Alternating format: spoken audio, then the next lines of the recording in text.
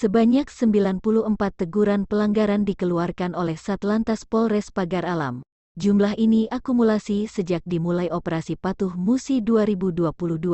Sementara untuk kecelakaan nihil dan diharapkan hingga berakhirnya operasi Patuh tidak terjadi kecelakaan, Kapolres Pagar Alam AKBP Arif Harsono melalui Kasat Lantas AKP Ahmad Tiani didampingi Kaurbin Operasional Ibtu Ramdhani kepada media ini, Rabu, tanggal 15 Juni tahun 2022 menuturkan, hari ketiga giat operasi Patuh Musi sesuai dengan pelanggaran sebanyak 94 teguran pelanggaran kita keluarkan. Operasi ini menuntun pengendara baik roda 2 dan roda 4 agar lebih patuh berkendara, melengkapi diri dengan surat-surat yang diperlukan, semisal SIM, STNK dan juga kelengkapan kendaraan. Semakin patuh maka jumlah kecelakaan akan turun, jelasnya.